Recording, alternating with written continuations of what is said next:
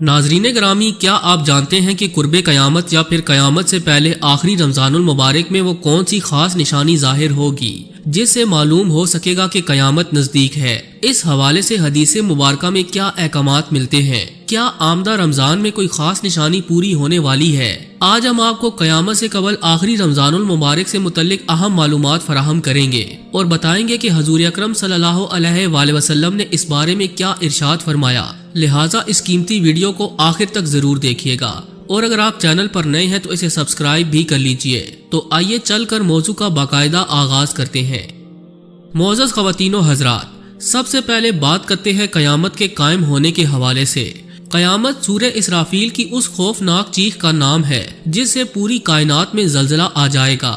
اس ہمہ گیر زلزلے کے ابتدائی جھٹکوں سے ہی دہشت زدہ ہو کر دودھ پلانے والی مائیں اپنے دودھ پیتے بچوں کو بھول جائیں گی، حاملہ عورتوں کے حمل ساقط ہو جائیں گے۔ اس چیخ اور زلزلے کی شدت دم بدم بڑھتی چلی جائے گی جس سے تمام انسان اور جانور مرنا شروع ہو جائیں گے، یہاں تک کہ زمین و آسمان میں کوئی جاندار زندہ نہ بچے گا۔ زمین پھٹ جائے گی، پہاڑ دھنی ہوئی روئی کی طرح اڑتے پھریں گے، ستارے اور سیارے ٹوٹ ٹوٹ کر گر پڑیں گے اور پوری کائنات موت کی آغوش میں چلی جائے گی۔ اس عظیم دن کی خبر تمام انبیاء کرام اپنی اپنی امتوں کو دیتے چلے آئے تھے، مگر رسول خدا حضرت محمد مصطفیٰ صلی اللہ علیہ وآلہ وسلم نے آ کر یہ بتایا کہ قیامت قریب آ پہنچی ہے اور میں اس دنیا میں اللہ کا آخری رسول ہوں۔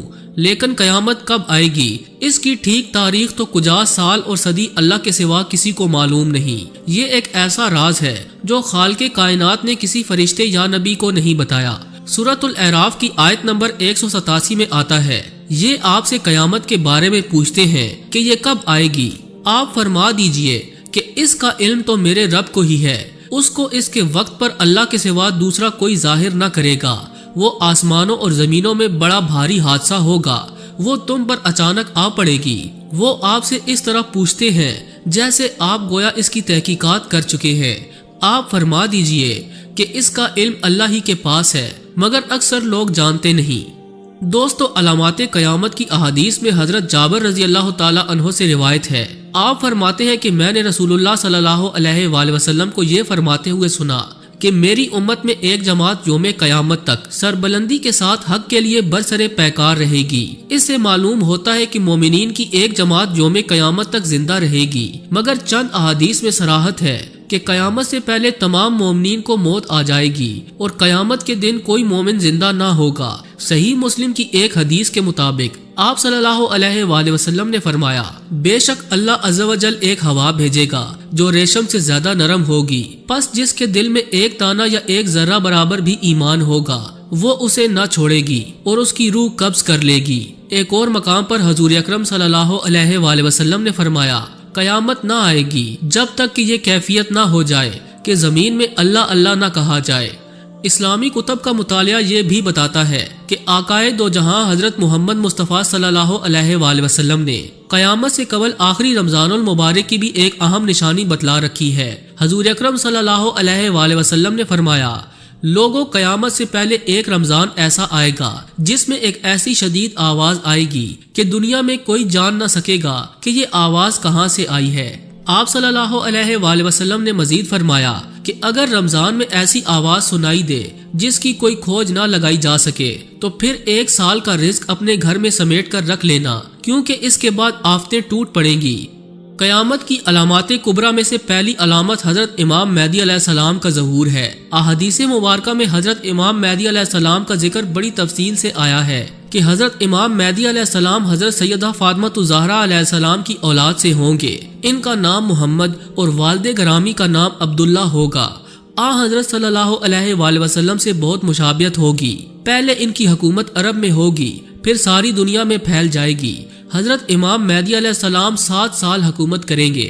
دوستو، اسلامی کتب اور روایات کے مطابق حضرت امام مہدی علیہ السلام مدینہ منورہ میں پیدا ہوں گے۔ آخری زمانے میں جب مسلمان ہر طرف سے مغلوب ہو جائیں گے، مسلسل جنگیں ہوں گی، شام میں بھی عیسائیوں کی حکومت قائم ہو جائے گی، ہر جگہ کفار کے مظالم بڑھ جائیں گے، عرب میں بھی مسلمانوں کی باقاعدہ پرشوکت حکومت نہ رہے گی، خیبر کے قریب تک عیسائی پہنچ جائیں گے اور اس جگہ تک ان کی حکومت قائم ہو جائے گی۔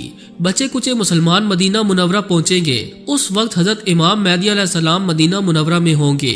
लोगों के दिल में ये ख्याल पैदा होगा कि अब इमाम मेहदी अलैहिस्सलाम को तलाश करना चाहिए, इनके हाथ पर बैत करके इनको इमाम बना लेना चाहिए। उस जमाने के नेक लोग, औलिया अल्लाह और अब्दाल सभी इमाम मेहदी अलैहिस्सलाम की तलाश में होंगे। बाज झूठे मेहदी भी पैदा हो जाएंगे। इमाम मेहदी अलैहिस्सलाम इस डर से कि लोग इन्हें हाकिम और इमाम न बना लें, मदीना मुनव्वरा से मक्का मुअज़्ज़मा चले जाएंगे और बैतुल्लाह शरीफ का तवाफ कर रहे होंगे। हजरे अस्वद और मकाम इब्राहिम के दरमियान होंगे कि पहचान लिए जाएंगे और लोग इनको घेर कर इनसे हाकिम और इमाम होने की बैत कर लेंगे। इसी बैत के दौरान एक आवाज आसमान से आएगी जिसको तमाम लोग जो वहाँ मौजूद होंगे सुनेंगे, और वो आवाज ये होगी, ये अल्लाह ताला के खलीफा और हाकिम बनाए हुए इमाम मेहदी अलैहिस्सलाम हैं। जब आप अलैहिस्सलाम की बैत की शोहरत हो जाएगी तो मदीना मुनव्वरा की फौजें मक्का मुअज़्ज़मा में जमा होना शुरू हो जाएंगी। शाम, इराक और यमन के अहले अल्लाह और अब्दाल सब आपकी खिदमत में हाजिर होंगे और बैत कर लेंगे। एक फौज हजरत इमाम मेहदी अलैहिस्सलाम से लड़ने के लिए आएगी। जब वो मक्का मुकरमा और मदीना मुनव्वरा के दरमियान एक जंगल में पहुंचेगी और एक पहाड़ के नीचे ठहरेगी तो सिवाय 2 आदमियों के सब जमीन में धंस जाएंगे।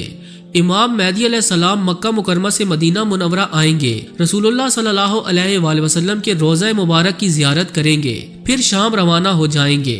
दमिश्क पहुंचते ही ईसाइयों से एक खूनरेज जंग होगी जिसमें बहुत से मुसलमान शहीद हो जाएंगे। बिल आखिर मुसलमानों को फतह होगी। हजरत इमाम मेहदी अलैहिस्सलाम मुल्क का इंतजाम संभाल कर कुस्तंतुनिया फतह करने के लिए सफर पर रवाना होंगे। दोस्तों, कयामत की अलामात कुबरा में से दूसरी अलामत खरूज दज्जाल है। अहादीस मुबारका में दज्जाल का जिक्र भी बड़ी वजाहत से आया है। हर नबी दज्जाल के फितने से अपनी उम्मत को डराता रहा। हजूर अकरम सल्लल्लाहु अलैहि वसल्लम ने इसकी निशानियां भी बयान फरमाई। दज्जाल यहूदी होगा, खुदाई का दावा करेगा, इसकी दोनों आंखों के दरमियान काफिर लिखा होगा, दाई आंख से काना होगा, दाई आंख की जगह अंगूर की तरह उभरा हुआ दाना होगा, जमीन पर इसका कयाम 40 दिन का होगा।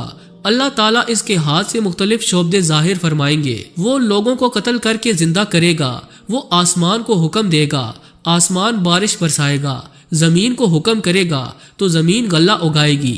एक वीराने से गुजरेगा और इसे कहेगा अपने खजाने निकाल, वो अपने खजाने बाहर निकाल देगी। फिर वो खजाने शहद की मक्खियों की तरह इसके पीछे पीछे चलेंगे। आखिर में एक शख्स को कत्ल करेगा, फिर जिंदा करेगा। इसको दोबारा कत्ल करना चाहेगा तो वो नहीं कर सकेगा। दज्जाल पूरी जमीन का चक्कर लगाएगा।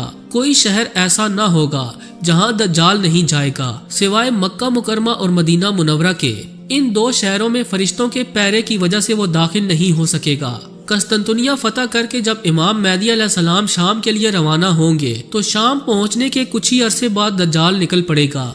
दज्जाल शाम और इराक के दरमियान से निकलेगा और घूमता घुमाता दमिश्क के करीब पहुंच जाएगा। जी तो दोस्तों, ये थी आज की वीडियो कैसी लगी कमेंट करके हमें जरूर आगाह कीजिएगा। आज के लिए बस इतना ही। मिलते हैं किसी नई और इंटरेस्टिंग वीडियो के साथ। तब तक के लिए अल्लाह निगहबान।